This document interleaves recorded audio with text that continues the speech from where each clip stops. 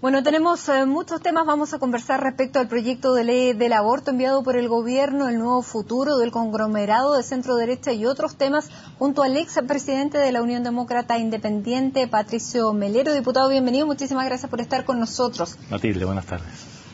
Diputado, bueno, manda la contingencia. ¿Cómo evalúa usted este proyecto que envió el gobierno sobre despenalización del aborto?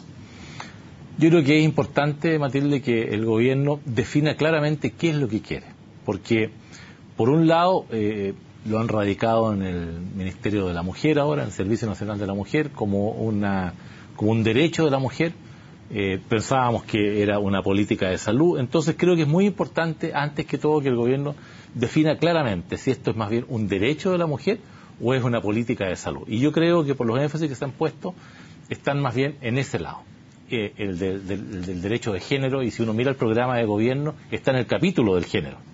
Entonces, ahí me preocupa porque yo creo que antes que cualquier derecho de una mujer hay un derecho ulterior más importante, que es el derecho a la vida. Y eso creo yo que es lo que está generando todo el debate, y ahí donde va a estar el énfasis de este proyecto de ley, que a mí personalmente ninguna de las tres causales justifica que se lleve adelante con una interrupción del embarazo. Pero se despenaliza el aborto, ¿no se erige como un derecho constitucional abortar a una mujer?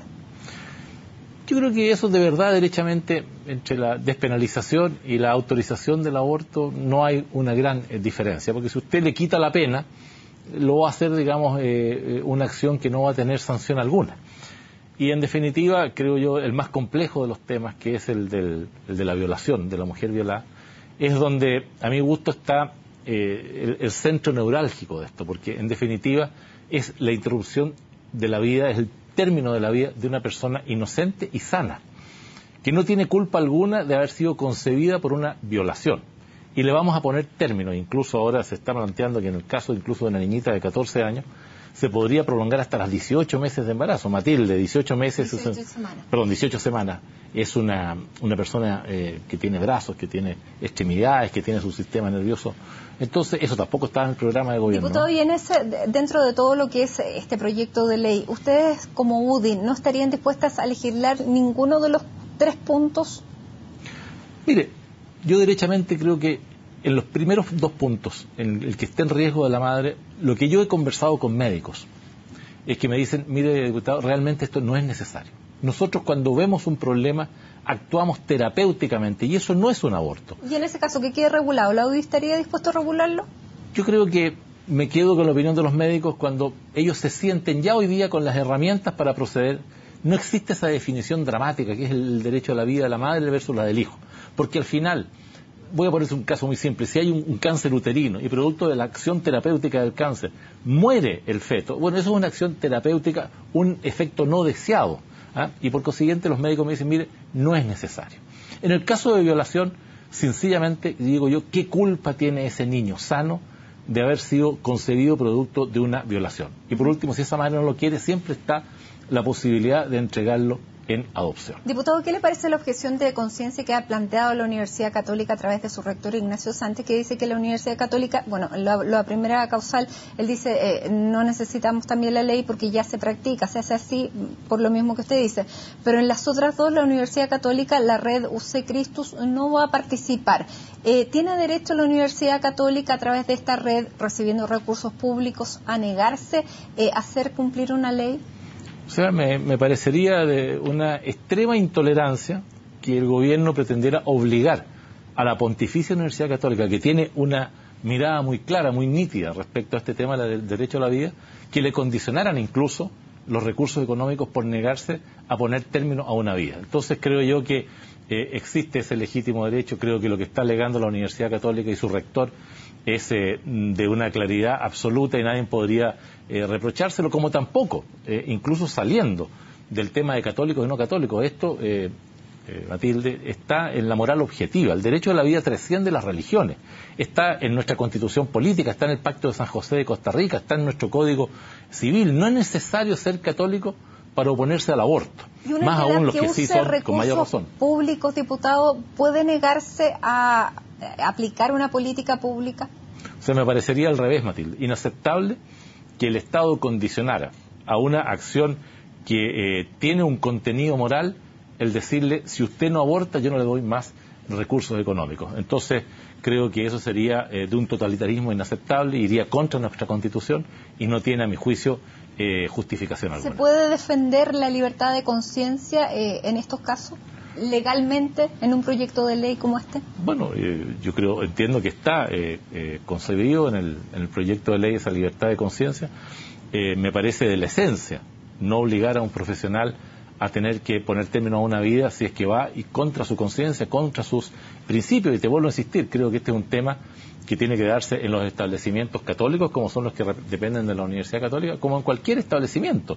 En todas partes pueden haber médicos, matronas, enfermeras, que no quieran participar de una interrupción de un embarazo, y me parece absolutamente legítimo que eso así se consagre, se permita, y ni se condicione a aportes económicos. Bueno, esto va a ser una discusión que recién estamos empezando a tener, porque el proyecto va a ser, se empieza a discutir en marzo. Lo que sí se está discutiendo, y ha sido tema del verano, es la situación de la Unión Demócrata Independiente, luego de todas las denuncias que hemos conocido por el caso Penta, sobre todo en la arista política. ¿Cuál es la situación en la que está el partido que usted dirigió hasta hace un año atrás? Bueno, yo creo que ha sido muy clara la declaración, Matilde, que emitió la propia directiva y que la acompañamos en eso prácticamente todos los expresidentes. En el sentido de, en primer lugar, reconocer que aquí hubo irregularidades en el financiamiento. Segundo lugar, colaborar con los tribunales de justicia para que se esclarezca esa verdad y permitir, digamos, que pasemos de lo que inicialmente fueron rumores al día de mañana que se establezca si hubo o no faltas o delitos graves en esa materia. Y en tercer lugar, colaborar también en llevar adelante una nueva legislación que, así como contribuimos hace 12 años y pareciera ser que esa legislación hoy día no es suficiente, a una que ponga ya en definitiva total transparencia en el financiamiento de la política y colaborar en ese proyecto de ley. Diputado, bueno, usted era presidente de la Unión Demócrata Independiente en el tiempo en que se realizaron las últimas campañas al Congreso. ¿Usted tuvo algún tipo de conocimiento de cómo se financiaban estas campañas?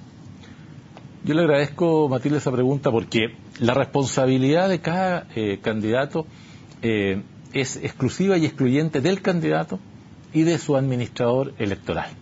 Él es el que tiene que rendir cuenta ante el servicio electoral sobre los recursos que recibió y la forma como los gastó. No hay una suerte de supervisión de la estructura del partido, del tesorero, del presidente, sobre cómo cada candidato financia su campaña. Tanto es así que cuando uno se inscribe, uno inscribe además a un administrador electoral, inscribe una cuenta corriente y uno rinde individualmente ante el servicio electoral. La forma como cada uno genera sus recursos yo no la conozco en el detalle de cada uno. Lo que sí, nosotros como partido... Pero Jovino Novoa es una de las personas influyentes. Él no tenía cargos en la estructura del partido, pero sí tenía una influencia importante. Efectivamente, él era la persona que decidía a quién se le daban los recursos y a quién no. No, esto lo manejábamos a nivel del partido. Teníamos un comité que era justamente el que generaba los recursos de manera tal de buscar el financiamiento. Todo obviamente dentro del marco legal. Y se veía quiénes podían colaborar con el partido y con el financiamiento de las candidaturas con aportes vía servicio electoral. Y eso es algo que se hacía habitualmente y contribuíamos, ¿cierto?, a buscar fuentes de financiamiento. Porque a través de las declaraciones que hemos ido conociendo, tanto de Hugo Bravo con los mismos controladores de Penta, había una suerte, y de los mismos parlamentarios, una suerte de los designados por los elegidos de la UDI o los elegidos de Jovino Novoa y los no elegidos. Entre los elegidos estaría la senadora Ena Fumbar, entre los no elegidos el senador Moreira, que aparece, bueno, yo quería el raspado de la olla, y aparece pidiéndolo así, y en la declaración en la que él pide disculpas aparece como estos no elegidos. ¿Existía esta suerte de diferencia entre parlamentarios o entre, digamos, militantes de la UDI? Había priorización, pero no había discriminación.